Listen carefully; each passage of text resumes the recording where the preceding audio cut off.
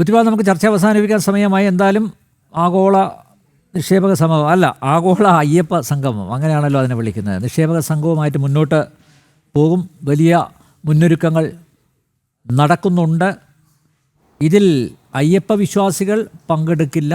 മാത്രമല്ല, സ്റ്റാലിൻ വിട്ടുനിന്നിട്ടുണ്ട്. സ്റ്റാലിൻ പങ്കെടുക്കില്ല എന്ന് ഔദ്യോഗികമായി തന്നെ അറിയിച്ചിട്ടുണ്ട്.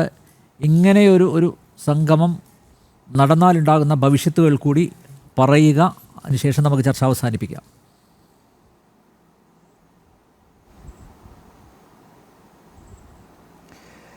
ഇപ്പോൾ ഹസ്കർ പറഞ്ഞു, ശബരിമലയിൽ കാലാകാലങ്ങളായിട്ട് മാറ്റങ്ങൾ ഉണ്ടായിട്ടുണ്ട് ആചാരങ്ങളിലും വിശ്വാസങ്ങളിലും. മനഃപൂർവ്വം ഉണ്ടാക്കിയ പല മാറ്റങ്ങളും അംഗീകരിക്കാൻ യഥാർത്ഥ വിശ്വാസികൾ തയ്യാറായിട്ടില്ല. മാത്രവുമല്ല, വിശ്വാസികളും അവിശ്വാസികളും കൂടാതെ സന്ദേഹികളായിട്ടുള്ള ഒരു വർഗം കൂടിയുണ്ട് എന്നുള്ളതാണ് നമ്മൾ മനസ്സിലാക്കുന്നത്.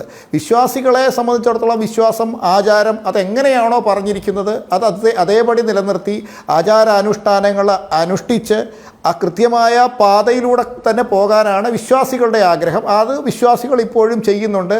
അതാത് വിശ്വാസ കേന്ദ്രങ്ങളിൽ നിന്ന് 41 ദിവസത്തെ വ്രതാനുഷ്ഠാനത്തോടു കൂടിയാണ് വിശ്വാസികൾ വരുന്നത്. അവർ എത്തുന്ന ഇടങ്ങളിലെല്ലാം അവരുടെ ചടങ്ങുകൾ കൃത്യമായിട്ട് നിർവഹിക്കുന്നുണ്ട്. അതിന് എത്ര ദിവസം താമസിച്ചാലും നഗ്നപാതരായിട്ട് തന്നെയാണ് യാത്രകൾ ചെയ്യുന്നത്.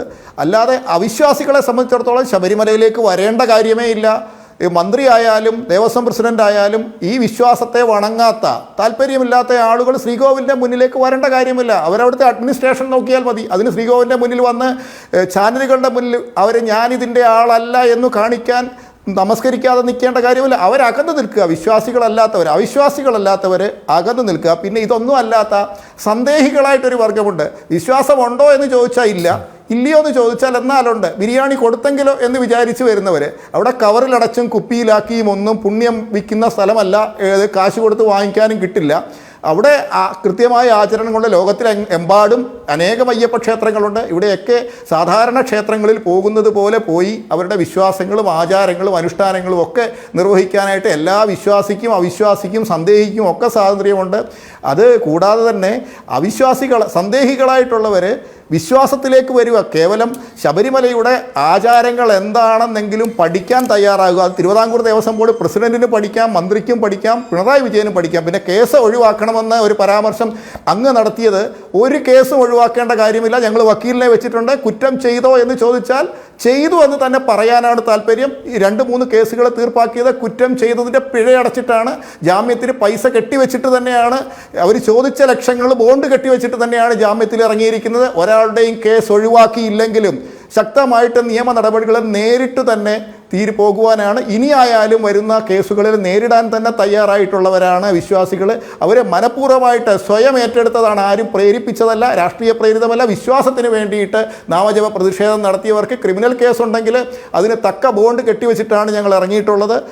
ഒരു കേസിലും ഞങ്ങൾ ചെയ്തിട്ടില്ല എന്ന് പറഞ്ഞ് ചെയ്ത കാര്യങ്ങൾ ചെയ്തു എന്ന് തന്നെ പറഞ്ഞ് കേസിനെ നേരിടാൻ തന്നെയാണ് താല്പര്യം. ഇനി അങ്ങോട്ട് വരുന്ന നടപടികളാണെങ്കിലും ആചാരത്തിനും വിശ്വാസത്തിനും എതിരെ വരുന്ന ഏത് നീക്കവും അതിനെ ശക്തിയുക്തം എതിർക്കുകയും ചെയ്യും. അതിനെ ഏത് നീക്കമാണോ ശബരിമല ആചാരത്തിനും വിശ്വാസത്തിനും അനുകൂലമായിട്ട് വരുന്നത് അതിനെയൊക്കെ നമ്മൾ സ്വാഗതം ചെയ്യുകയും ചെയ്യുമെന്നാണ് പറയാനുള്ളത്. യെസ്, ശബരിമല ഒരു ആഗോള തീർത്ഥാടന കേന്ദ്രമാണ്. അതൊരു ടൂറിസ്റ്റ് സ്പോട്ടല്ല.